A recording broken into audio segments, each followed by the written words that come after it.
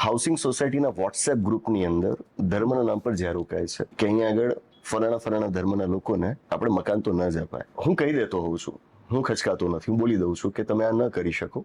ભારતનું બંધારણ તમને આની અનુમતિ નથી આપતું. હાઉસિંગ સોસાયટીની મિટિંગમાં ખુદ ચેરમેન સોસાયટીના પ્રેસિડેન્ટે બોલી દેતા હોય છે કે પેલા ધર્મના લોકો ફલાણા ઘરની અંદર આવતા હોય છે. તમે કહેવા શું માંગો છો? કોઈ બીજા ધર્મના લોકો તમારી સોસાયટીમાં પ્રવેશી પણ ન શકે. કઈ વખત આપણે કરાવી? ધર્મવાદ તો બરાબર જાતિવાળાને નહીં આપવાને, પર્ટિક્યુલર જાતિની જ આખી સોસાયટી હોય નહીં, પણ આ ધર્મની અને જાતિની જે વાત કરી છે તમે કીધું એમ કે એ વાતને તમે આગળ વધારે સારી રીતે એક્સપ્લેન કરો તો મારી આશા એટલા માટે છે વધારે, કારણ કે તમારી વાત જે છે એ તથ્યો સાથેની છે, કાયદા સાથેની છે અને લોકોને એકદમ ગળે ઉતરે એવી છે. તો મુસલમાનો, હું તો બહુ સ્પષ્ટતાથી બોલું છું, દલિતોને મકાન નહીં આપવાના, મુસલમાનોને નહીં આપવાના, ક્યાંક દેસાઈઓને નહીં આપવાના, દેસાઈ રબારી સમાજ છે તો એમને નહીં આપવાના, કઈ જાવ તો ભરવાડ સમાજને નહીં આપવાના, કઈ જાવ તો કઈ ઠાકોરને નહીં આપવાના. હા, અને હવે તેમાં ઉલટું એવું પણ છે, પટેલો સિવાય બીજાને મકાન નહીં મળે, જૈનો સિવાય મકાન. હું જ્યાંથી આવું છું ઘણી બધી સોસાયટી અમારા જ ગામમાં છે, પટેલો સિવાય બીજાને ખતમ મકાન કરી નહીં આપવાના. શકીશું કે આપણે આના માટે હવે કોઈ આશા રસ્તો એક જ છે કે લોકો વિચારતા થાય, તથ્યોને સ્વીકારતા થાય, એના વગર આ શક્ય નથી.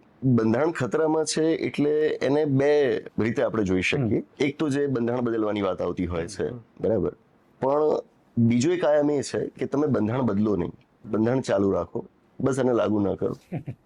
પછી તો બંધારણ બદલવાની પણ જરૂર નથી ને. જેમ કે આપણે મેન્યુઅલ સ્કેવેન્જિંગ વિશે જ હમણાં વાત કરી, તો કાયદો તો તમારા દેશમાં 10 વર્ષથી છે, પણ તમે લાગુ નથી કરતા. તો કાયદો હોય ના હોય શું ફરક પડે? એવી જ વાત બંધારણ વિશે છે કે તમે રાખો, આનું આ જ બંધારણ રાખો, બસ એને લાગુ ન થવા દો. હું માનું છું કે આ છે અત્યારે આપણા દેશમાં, ને એવું નથી કે આપણે આના માટે કોઈ ચોક્કસ રાજકીય પક્ષ કે ચોક્કસ વિચારધારાના લોકોને જવાબદાર માનીએ છીએ. આવું પહેલા પણ રહ્યું છે. ફરક એટલો પડ્યો છે કે આ વાત અત્યારે જેટલી જાહેર મંચ ઉપર કહેવાઈ રહી છે, કોઈ પણ પ્રકારના ભય વગર, કોઈ પણ પ્રકારના સંકોચ વગર, શરમ વગર, હું માનું છું કે આટલી શરમ અને સંકોચ વગર પહેલા વાત ક્યારે નહોતી કહેવાય. અરે હમણાં એક સાંસદે કહી દીધું, પહેલગામના હુમલા બાદ કહી દીધું કે હવે સમય પાકી ગયો છે કે બંધારણમાંથી 26, 27, 28, 29 આ 4 અનુચ્છેદોને કાઢી નાખીએ. અરે વાહ. એટલે મારે જાહેર મંચ પર આવીને ત્યારે પણ કહેવું પડ્યું કે આ 4 અનુચ્છેદો તમે વાંચ્યા છે? એ લઘુમતી માટે નથી, એ મારા તમારા, વી આર હિન્દુઝ, બરાબર, તો આપણી માટે પણ છે ને. તો એ જશે તો એનું નુકસાન કોને જશે? તમામ religion બધાને જશે ને. તમામ. બધાને જાય છે. તો તમે 26, 27, 28, 29 ને કાઢવા માટેની વાતનો સપોર્ટ કેવી રીતે કરી શકો? પણ તો એ વાત પચી ગઈ, લોકોએ વાત માની લીધી.